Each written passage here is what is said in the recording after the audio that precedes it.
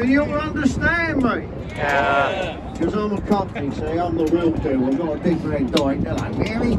I am the real deal. But if you can't understand me, my colleague Jordan is downstairs. He'll be able to assist me. You might need people.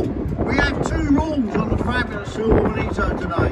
Rule number 1: everybody on the upper deck who must remain seated at all time. Our skipper Dave, give him a round of applause. He needs to see where he's going. If you guys stand up, Dave can't see where he's going. We drive into bridges. We have Titanic moments with bridges. The other rule is that you must wave at the people as we go under the bridge.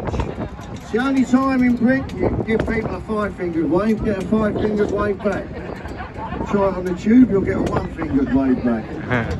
Guys, we must be sitting down. I just said it. Wait, what's the noise?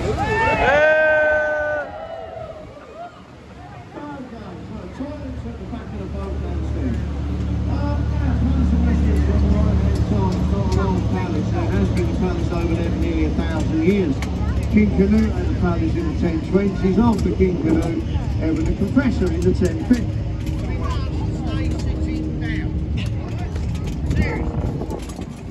Okay guys, now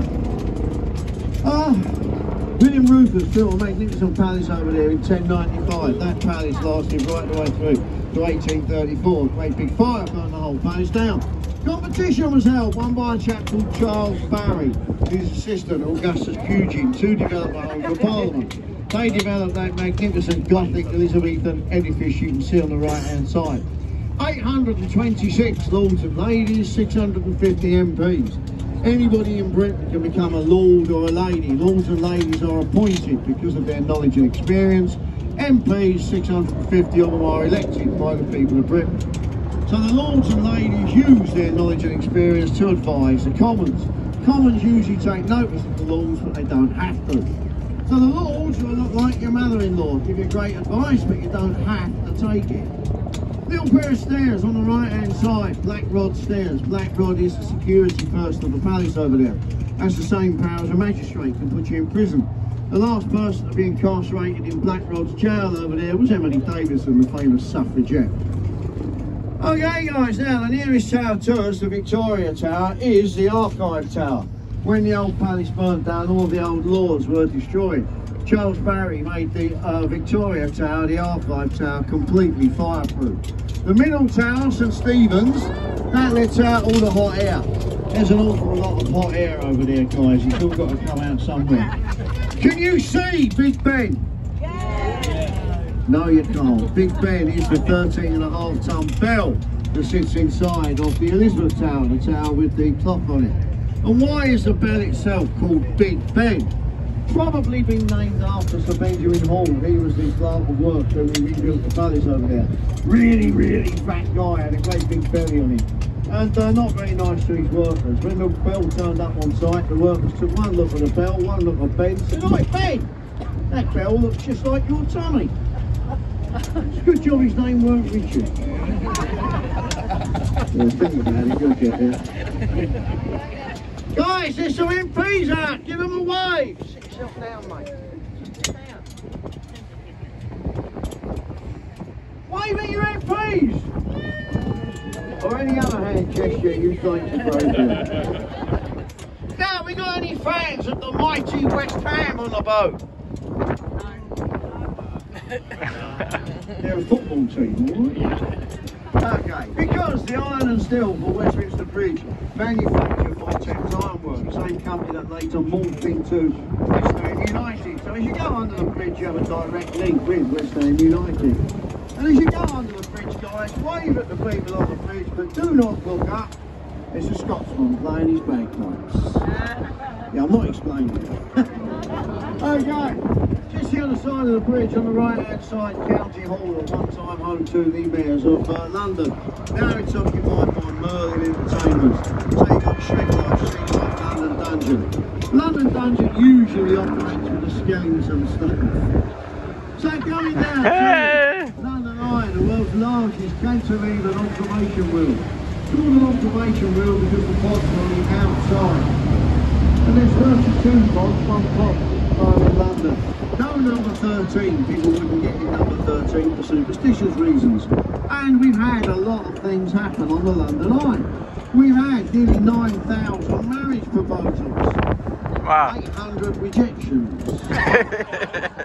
It takes half an hour to get round. What would you talk about? Will you marry me? No. Why not? You're not big Coming down to Hungerford Railway Bridge, isn't Mark Kingdom Brunel commissioned to build a bridge to take a railway across to Charing Cross Railway Station on the left hand side. We have a new Charing Cross Railway Station. Terry Farrell, the architect, commissioned to rebuild Charing Cross. And he made it look like a steam train coming out of a tunnel with smoke billowing in the background. If you see that over there, good luck. All I see over there is a toaster. Now, the area to the right is the South Bank, the cultural centre of London. 1951 we had the Festival of Britain to celebrate the greatness of the world. That festival lasted a few years and then pulled it down. Still got left the Hayward Gallery, Percival Rooms, Queen Elizabeth Rooms, National Theatre and the British Film Archive. And incidentally people, if you want a good snog in London, the best place to get a good snog is the pink bus on the right hand side. We all know snogs are frozen yogurts. We all know some of the ladies getting a bit excited there. Okay guys, now the walkways either side of Hungerford are royal walkways built there to celebrate the Queen's Golden Jubilee. So get the people on the bridge away!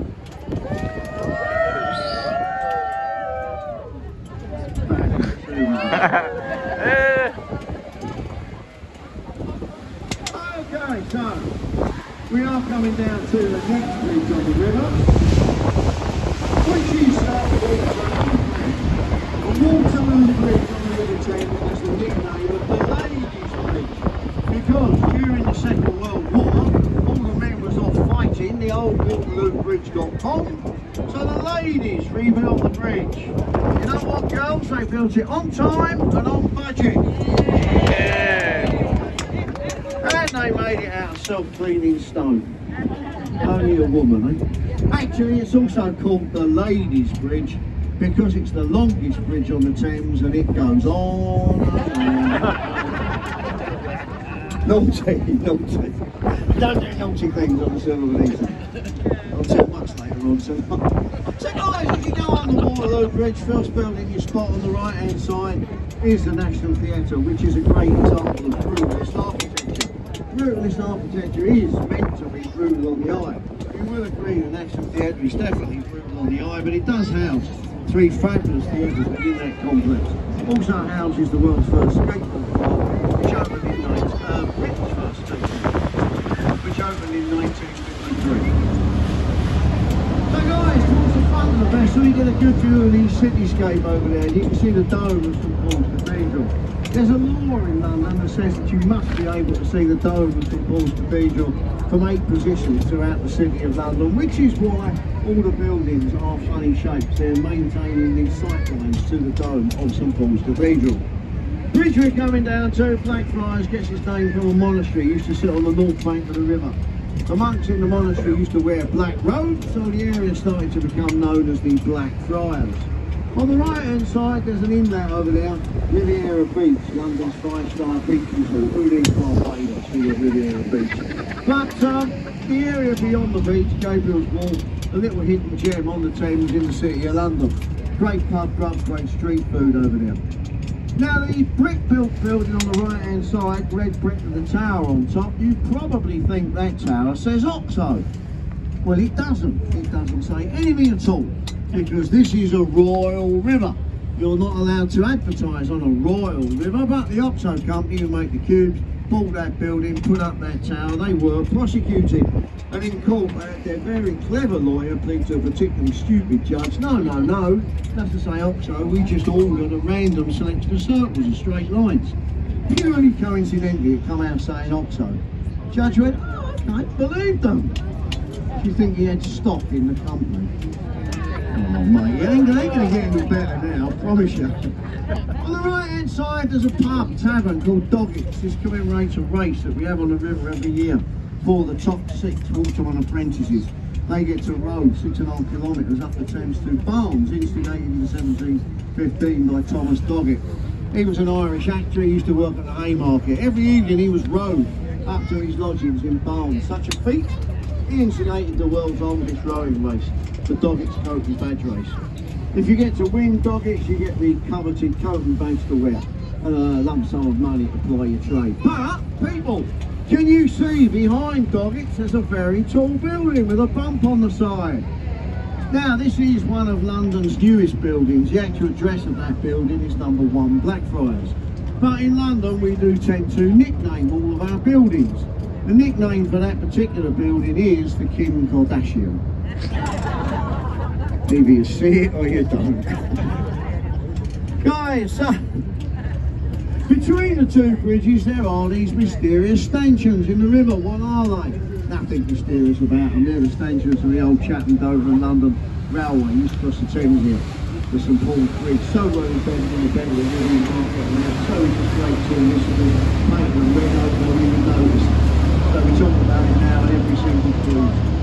Coming out from under the second of the two bridges, guys, on the right hand side is a very tall chimney. Charles Gilbert Scott, silent famous for his telephone boxes in London, commissioned to build 2 power stations, factory and bankside. They stopped producing electricity in the early 1980s, bankside on the right, now morphed into the Tate Modern, Britain's collection of modern artwork. If modern artwork's not your thing, it's not my thing. There is a free to get into cocktail bar. I promise you, you go in the cocktail bar, the artwork will look a lot better. Might even talk to you. Now, the bridge we're coming down to, the Millennium Bridge, built by Norman Foster to celebrate Millennium. When people walked on it, it started swaying. Now to shut the bridge down, redesign it. When he was asked in court why his bridge swayed, he said, nothing to do with my bridge, my design is you Londoners. You march everywhere. He was probably right and he got away with that. On the right hand side, guys, the white building with the thatched roof, the world famous Globe Theatre. Shakespeare built his actual Globe Theatre 50 metres inland from there in Park Street. That burnt down in 1613. Sam Wanamaker, an American, come looking for a monument to Shakespeare. There surely must be here, couldn't find anything. He decided to build his own monument in the form of an authentic reproduction of Shakespeare's Globe Theatre.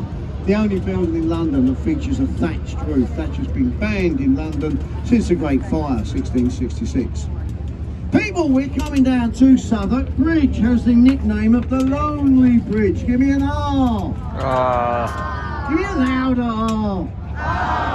Because it's a bridge that has the least amount of footfall, least amount of vehicle traffic. Still lit by gaslight at night, so that's a mecca up there for lovers in the evening. Now, if you wanted any entertainment in Shakespeare's day, any bull baiting, bear baiting, naughty ladies, drinking theatre, you'd have to come out of the City of London or the area to the left. That was controlled by a very religious group called the Puritans. They thought you should spend your whole time praying and working. They banned Christmas. They banned Easter. Okay, they banned drinking. You'd have to come out of the City of London and go to the Bankside, the area on the right. The last vestige of that area, which was actually in Surrey at the time, is the Anchor Tavern over there. Parts go back to 1620. Ben Jonson, Dr. Johnson, Samuel Pepys, Charles Dickens, all drunk in that pub. Now, people, as we come out from under Cannon Street Railway Bridge, do not look to the left. For your own benefit, do not look to the left.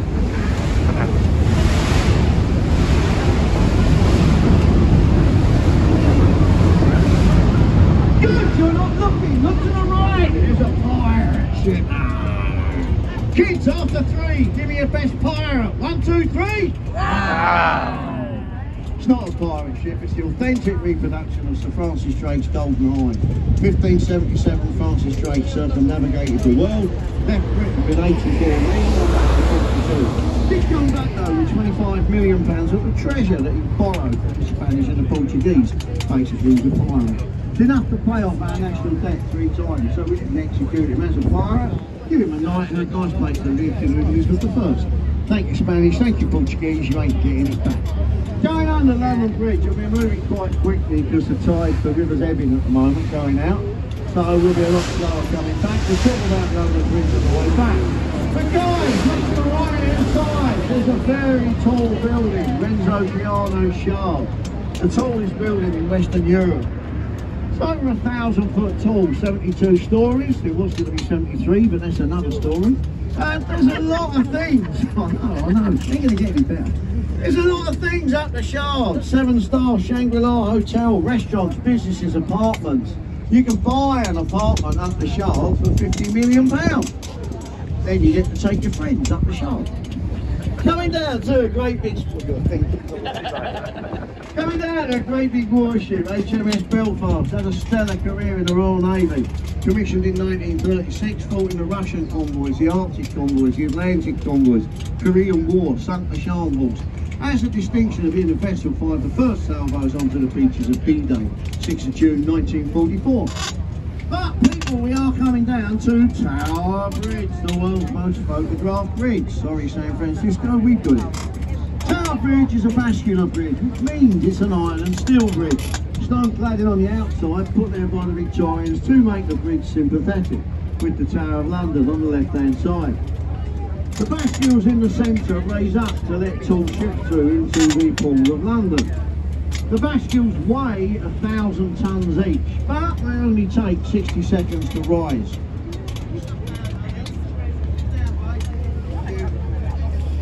Okay, at one time you would get 40 rises a day. These days you're lucky if you get one rise a day.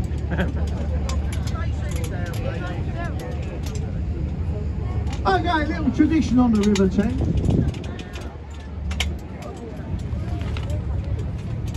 Little tradition on the River Thames that says that if you shout and scream and holler, wave your hands in the air like you just don't care as we go under the bridge, you will have 5 years good luck. Stems from the Victorian sailors. Last opportunity they had to wave at their loved ones.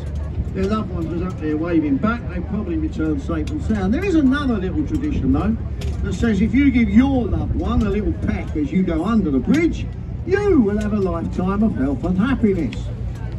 If you don't, you probably won't. And